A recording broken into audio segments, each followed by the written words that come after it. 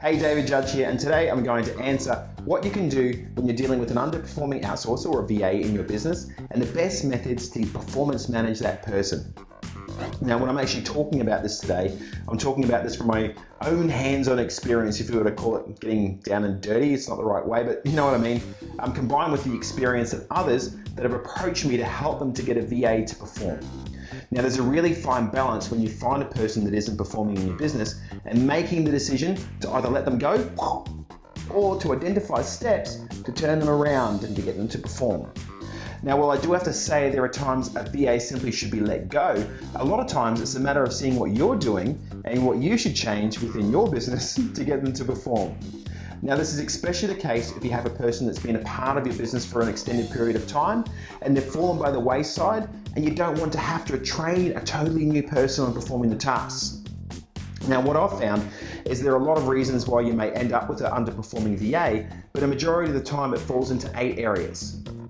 They could have family or personal issues. They're taking advantage of you. You didn't filter the person you employed at the beginning. They lack direction. They didn't understand the job they have to perform. You're not communicating tasks effectively. You're not keeping a very good eye on them. And finally, you're simply not understanding or following the rules of outsourcing. Now, I'm sure that you've noticed of the 8 areas that I've mentioned, it sounded like potentially 2 weren't your fault, if you were to call it fault. But you know what? 7 actually are as a result of the employer. And yes, I mean 7. As the one where I mentioned about taking advantage of you, you're actually the one that's letting that happen. Now, I can tell you now, that most of the employers that approach me that think they have a VA, which is like a crap VA that's underperforming, and certainly while that has been the case a few times, many times it's because their employer simply doesn't understand and follow those rules of outsourcing. Anyway, so I'm not actually here to lecture you, I'm here to help. So let's go through and talk about how you can handle an underperforming VA and how you can direct them to becoming a valuable part of your business. Now, these are practical steps that you can take away and apply to get your outsourcer to perform. Now, if you haven't applied some of these, you know what, it's okay. It's never too late, and we just need to draw a line in that sand, and from today onwards, call it the new day where you go and you turn it around. Okay, so let's go with point number 1. Point number 1 is to go and figure out what they're doing, or as I like to call it, track their results. Now, you may have heard before in a previous video or videos that I personally use Hubstaff. Is it actually gives me snapshots of their screen, gives me a record of the sort of work they've done, their interaction time, and the number of hours they've actually gone and worked, so I can really, get a good gauge of how they're performing. Now, I do this as a way of monitoring my team, and when you actually approach an existing team member that has never heard of it before, if they're taking advantage of you, you normally do get a little bit of resistance around this. And I've even had people that we've introduced it to, we go and look at their snapshots, and their snapshots of them looking at their own snapshots. So, this is a really good sign if they're staring at their own snapshots of what they're doing, to give you a gauge on the fact that, they may be taking advantage of you.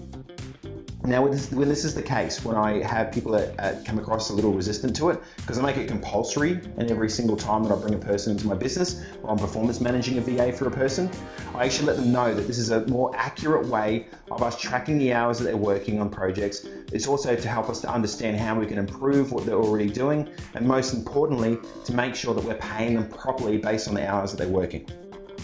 Okay, number 2, make sure they understand the end result. Now, if a person is going to own their job, like really own it, then they need to have a why in the first place. Now, this is why you've employed them to do the job and the difference they're going to make in your business. Now, what if I go and teach them, Dave, and they go and ask for more money, or they go and they steal my property? Well, you know what? I never share any financial information with your team, and I'm telling you now that if they do a good job, you should be reviewing and paying them more money every year for a job well done, because this will help them own their job, and they're going to give a damn about you and about your business. So, number 3, define your rules. I like to do this at the very beginning, but it's never too late to lay down or advise of your rules of business. Now, for me personally, I find the smallest simple things add up to a better performing VA, and as a result, I have a lot of small conditions in place. I mean, I like to know when they're going to start, and I have a set start time for each person. And then when each person comes online, I like them to say good morning to me.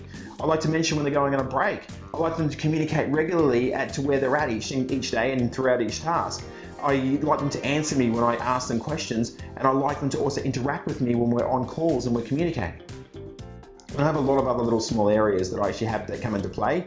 But what I actually find is that these small little things, all these little things add up. Now, when you're listening to this, if you're thinking, okay, there are other areas that should be parts or rules of my business, you know what? That's the point in time when you should be putting them in and establishing them and agreeing on them together. Now, this not only offers me peace of mind, it gives me an anchor point of reference that I can go back to and I can reference back to if I need to performance manage later on. Okay, number 4, offer feedback. Now, let your VA know when they've done a good job and also let them know in areas that they can actually improve on what they're doing. It's actually really easy to get tied up in day-to-day, and you know what? I get it because I'm guilty of that too. But you should put aside a set time every single week, let's say 10 minutes, because that's more than enough, where you communicate valuable feedback and insights. Number five, set goals and objectives. Now, this is really an important step and they can be similar tasks that they're performing each week, but they should still be refined and defined. Now, the way I handle this is different depending on if I'm managing a person through my business or if I'm managing a VA for a client. So I'll go for if I'm managing the person for a business myself. Now, Monday, the way that I do it is we have a call that we go through and we talk about the tasks that have to get performed that week as well as the tasks previously, and I get them to complete their current week's tasks in a Google Drive doc so I can actually see them doing it live. Now, this call normally lasts between 15 to 20 minutes, and we talk about last week's task, the progress, as I mentioned, and we cover off the tasks that they have to complete this week. Now, I also ask as we go through questions, and I get them to go through and communicate back with me just to make sure that they actually understand the task. Now, we do still chat throughout the week, but I can tell you the process of talking on the phone has made it so much easier to gauge and understand each other and the tasks that we need to get done. Now, this actually leads me really well into number 6, which is to communicate using the best method of communication. Now, personally, I find it works best when I talk directly to my VA using voice communication like Skype, and I found this form of two-way communication allows us to cover off so much in a really, really short period of time. Now, when I also chat to each person and I assign a task, I ask them to repeat the task back, like I said beforehand, to make sure they understand how to do it best. And I quiz them on it as well. Now, I have to tell you now that you can't actually get this level of communication using email or type chat as it's within such a short period of time, because the thing is that by actually physically talking, it reduces the risk of miscommunication. And there are times where I've seen emails bouncing backwards and forwards, and I'm sure you've experienced this yourself, where you can get totally off track. Okay, finally, number 7. Get someone else to follow up and manage them for you. Now, this is an optional extra and a service that we offer, for example, for each client, where we have a person that manages each VA and makes sure they're getting the task done in a timely fashion and within the spec of what the client actually requires. Now, you do still need to talk to the VA, the client does, to assign the task, but the supervisor handles the elbow grease so you can focus on your business.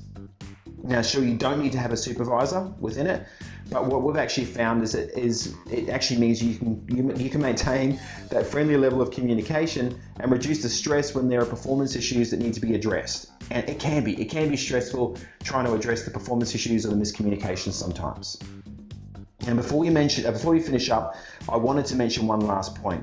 And in many instances, an underperforming VA can be turned around, especially if you look at implementing these 7 different areas. Now, it's not always just going to be the best way to just dump this change on the team member all at one time, and it's important to roll them out over time. And I myself would actually start with the time tracking. That would be my personal favorite, and then to roll out the remainder gradually over a period of weeks. Also, once you actually do roll them out, you may need to make the decision to let them go because you'll find that they're underperforming. So just keep that in the back of your mind and be aware that they might need to be replaced. And you know what, actually I have one more final point, which makes it like 2 last final points. I'm not sure how that works, but anyway, you may also have a VA that is underperforming due to personal circumstances. Now, I always have and have always maintained an open door policy for any of my team, and I always encourage them, because you need to encourage them to come and communicate with you with any challenges they have, because what I found when you outsource, they have a tendency to try and fix things themselves. So you need to constantly remind them, hey, if you've got any challenges, anything that's happening in your life I need to know about, just let me know. And then when I come up against these, I talk it through, and a lot of the times I'm able to talk it through and provide them a little slack to keep moving through. But I do understand that, you know what, I'm running a business and I know that if they're not going to be able to perform at the level they're required, that we're going to have an issue. Now, at times like this, you will need to replace them, but I always ensure that I work towards a solution first, and then I only use that as the last resort. Okay, so this has really been a big juicy subject today, so let's wrap it up and talk about our next video. In the next video, we're going to discuss specific tasks that you can get a VA to perform in your business. Now, this is really good timing as I have a little surprise coming out at the same time as this video that will offer you amazing value. Now, if you have a question that you'd like me to answer, make sure you get in contact with me and I would love to hear from you. As always, this is David Judge talking outsourcing and showing businesses how they can work smarter.